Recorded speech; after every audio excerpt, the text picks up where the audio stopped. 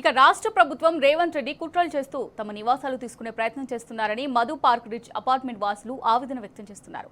ఇక్కడ మా అపార్ట్మెంట్లు కూల్చేసి కొత్త అపార్ట్మెంట్లు కడితే బఫర్ జోన్ కిందికి రావా అని ప్రశ్నిస్తున్నారు. ఇష్టానుసారంగా సీఎం రేవంత్ రెడ్డి మూసి ప్రక్షాళన పేరుతో తమ నివాసాలు కూల్చే ప్రయత్నం చేస్తున్నారని ఆగ్రహం వ్యక్తం చేస్తున్నారు. అందుకే రాహుల్ గాంధీకి తమ నిరసన తెలియజేయాలని పోస్ట్ కార్డ్ ద్వారా ఉత్తరాలు రాసి పంపిస్తున్నామంటున్న మధు పార్క్ రిచ్ అపార్ట్మెంట్ వాసులతో మా ప్రతినిధి కిరణ్ ఫేస్ టు ఫేస్. బాధితుల పోరాటం కొనసాగుతుంది. ఈ నేపథ్యంలోనే పూర్తిగా పోస్ట్ కార్డు ఉద్యమాన్ని కూడా ప్రారంభించారు. రాహుల్ గాంధీకి దాదాపు 4,000 నుంచి 5,000 పోస్ట్ కార్డులు కూడా రాసినటువంటి నేపథ్యంలో రాష్ట్ర ప్రభుత్వం కుట్రలో భాగంగానే పూర్తిగా ఉన్నటువంటి అపార్ట్మెంట్లు కావచ్చు, కాలనీలన్నింటినీ కూడా తుడిచిపెట్టుకుపోయే విధంగా తన కార్యాచరణ కూడా ముందుకు వెళ్తున్నటువంటి పరిస్థితి కనబడుతుంది. దాదాపు 3 రోజుల నుంచి రిలే నిరాహార దీక్షలు చేపట్టారు మధు పార్క్ రిజ్ అపార్ట్మెంట్ వాసులు కావచ్చు. ఈ రోజు మరికొన్ని కాలనీలు కూడా వారికి మద్దతుగా నిలిచాయి. మనతో మాట్లాడడానికి మధు పార్క్ రిజ్ అపార్ట్మెంట్ వాసి గీతిక గారు మనతో పట్టినారు. మేడం నమస్తే. మేడం, ఏం డిమాండ్ చేస్తున్నారు? పోస్ట్ కార్డు ఉద్యమం ఎందుకు ప్రారంభించారు? మీరు ఏం చెప్తారు? మేము రాహుల్ గాంధీ గారికి చెప్పడానికి ఉద్యమం ప్రారంభించామండి. మా బాధ ఆయన వరకు తెలియాలని చెప్పి మేము ఈ పోస్ట్ కార్డ్స్ అన్ని రాసి ఇక్కడ పెట్టాము. ఇవన్నీ మేము పంపిద్దాం అనుకుంటున్నాము. ఆల్రెడీ ఇక్కడ పడగొట్టి మళ్ళీ ఇంకొక కొత్త కన్స్ట్రక్షన్ తీసుకొస్తాం అంటున్నారు. ఏదో ఇక్కడ పోనీ పడగొట్టేసిన తర్వాత ఇది బఫర్ అంటే బఫర్ కూడా కాదు. ఆయనకి ఇష్టం వచ్చినట్టు బఫర్ పెంచుకుంటూ వెళ్తున్నారు. ఫస్ట్ గాంధీ అన్నారు, అది ఆపోజిషన్ వాళ్ళు అండ్ చాలా మంది వ్యతిరేకత వచ్చింది కాబట్టి ఇప్పుడు టోటల్ నెరేటివ్ ని చేంజ్ చేసేసి ఇప్పుడు అది బఫర్ అంటున్నారు. బఫర్ లో అసలు కన్స్ట్రక్షన్స్ ఎందుకు వస్తాయి? మాది బఫర్, మా కన్స్ట్రక్షన్ ఉండకూడదు అనుకుంటే ఆయన ఎందుకు కొత్త కన్స్ట్రక్షన్స్ తీసుకొస్తున్నారు? ఇక్కడ కాదు కదా. అదొకటి.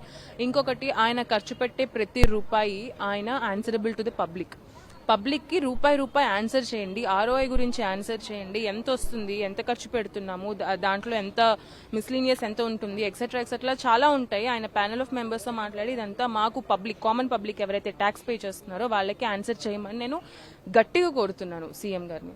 మేడం, చాలా వరకు ఇవన్నీ కూడా బఫర్ జోన్ లో ఉన్నాయని, కొంత ఎఫ్టీఎల్ లో ఉన్నాయని, మరి కొంత ఇష్టానుసారంగా తాను బౌండరీస్ అని కూడా మార్చుకుంటూ వెళ్తా ఉన్నాడు.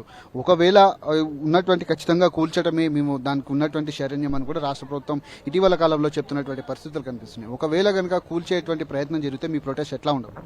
మేము ఆల్రెడీ స్టార్ట్ చేశామండి. మాకు ఇక్కడ రిలే నిరాహార దీక్ష జరుగుతుంది. అంతకంటే మేము సైలెంట్ ప్రొటెస్ట్ చేస్తున్నాము.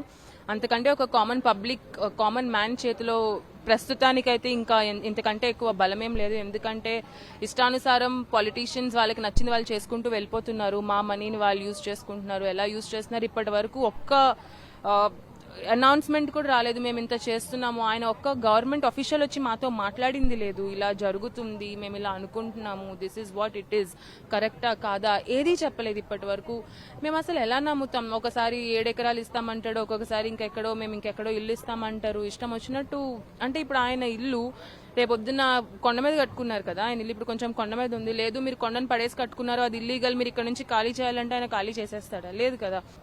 గవర్నమెంట్ అప్రూవల్ ఉంది కాబట్టి కట్టుకున్నాం. ఇల్లీగల్ గా కట్టుకున్న భూములు కాదు ఇవి, ఇల్లీగల్ గా కట్టుకున్న ఇళ్లు కూడా కాదు ఇవి. అన్ని ప్రాపర్ లీగల్ డాక్యుమెంట్స్, రిజిస్ట్రేషన్స్ అన్ని ఉండి కట్టుకున్న ఇళ్ళని మీరు ఓవర్ నైట్ వచ్చి ఒక స్టేట్మెంట్ పాస్ చేసి అందరి లైఫ్ లో ఎలా అల్లకల్లోలం పెంచారు? అపార్ట్మెంట్ మొత్తం జీరో వాల్యూలో ఉన్నాయి. ఎంత గతంలో దానికి అనుగుణంగా పేమెంట్ చేస్తాము, నిధులు ఇస్తాము అని కూడా చెప్పాడు, కానీ ఇప్పుడు జీరో వాల్యూ అని చెప్తున్నారు. దీని మీద మీరేం చెప్తారు? ఆయన పూటకో మాట మారుస్తున్నాడు. ఆయన మాట మీద ప్రస్తుతం ఎవ్వరికీ నమ్మకం లేదు. ఇక మీదట ఉంటుందని కూడా ఆయన ఎక్స్పెక్ట్ చేయడం భ్రమ, అంతకు మించి ఇంకేం లేదు. ఇప్పుడు ఫస్ట్ ఏమో లేదు మిమ్మల్ని ప్రశాంతంగా షిఫ్ట్ చేస్తామంటున్నారు. అయినా ఒకవేళ షిఫ్ట్ చేసినా కూడా మీరు ఏ వాల్యూ ఇస్తారు? మార్కెట్ వాల్యూ ఇస్తారు, కరెంట్ రన్నింగ్ వాల్యూ ఇవ్వరు కదా. అది ఫస్ట్ థింగ్. దాని తర్వాత ఒక ఇల్లు ఒకటే కాదు కదా సార్, కన్స్ట్రక్షన్ స్ట్రక్చర్ ఒకటే కాదు, దాని ఇంటీరియర్స్ మీద ఎంత స్పెండ్ చేస్తారు, దాని ఫర్నిచర్ మీద ఎంత స్పెండ్ చేస్తారు, ఇదంతా డబ్బులు. ప్లస్ అక్కడ వాళ్ళ మెమరీస్ ఉంటాయి, వాళ్ళ ఎమోషన్స్ ఉంటాయి. ఇన్ని బలవంతంగా మేము పంపించేస్తాం అంటే ఎవరైనా స్వతహాగా మేము ఇల్లు అమ్మేసుకుని అలా అలవాటు పడిపోయి ఉంటారు మీరు ఇక్కడ. ఎందుకంటే ఇక్కడ ఉన్నటువంటి బాండింగ్ కావచ్చు, చాలా రోజుల నుంచి మీరు ఉంటున్నారు కాబట్టి వేరే దగ్గర కూడా వెళ్ళలేని. ఇక్కడ చాలా మంది ఓల్డ్ పీపుల్ ఉంటారు. ఓల్డ్ పీపుల్ అంటే రిటైర్ అయిపోయిన వాళ్ళు ఉంటారు, లేకపోతే వాళ్ళ పిల్లలు ఇంకెక్కడైనా యుఎస్ లో ఉంటుంటే అక్కడ వాళ్ళు ఇక్కడ ఉంటారు. ఇంతమంది అలవాటు పడిపోయి ఉన్న వాళ్ళు ఒకరితో ఒకరు ఫ్యామిలీ అయిపోయారు. ఒకళ్ళు ఎవరికైనా మెడికల్ ఎమర్జెన్సీ ఉంటే మేము పరిగెత్తుకుంటూ వెళ్తాం వాళ్ళ దగ్గరికి. వాళ్ళు మా చుట్టాలు కాకపోయినా కూడా ఇన్ని రోజుల నుంచి పరిచయం ఉంది కాబట్టి వెళ్తాం. కొంతమందికి హార్ట్ ఇష్యూస్ ఉన్నాయి, స్ట్రెస్ ఇష్యూస్ ఉన్నాయి. వాళ్ళందరూ చాలా ఎక్కువ బాధపడుతున్నారు. ఇంకా వాళ్ళ హెల్త్ డిటోరియేట్ అవుతుంది. ఇలాంటి ఒక సిచ్యువేషన్ ని క్రియేట్ చేయడం ఎందుకో నేను క్వశ్చన్ చేస్తున్నాను అసలు గవర్నమెంట్ ని. Thank you. ఇది వారు చెప్తున్నటువంటి పరిస్థితి కనబడుతుంది. చాలా మంది కూడా పోస్ట్ కార్డులని రాసి ఇక్కడ నల్లటి రిబ్బన్ పైన అంటించినటువంటి దృశ్యాలు మనకు కనిపిస్తూ ఉన్నాయి. ఈ నేపథ్యంలోనే పూర్తిగా రాహుల్ గాంధీకి రాసినటువంటి ఏవైతే లెటర్స్ ఉన్నాయో అవన్నీ కూడా మనం చెప్పేటువంటి ప్రయత్నం.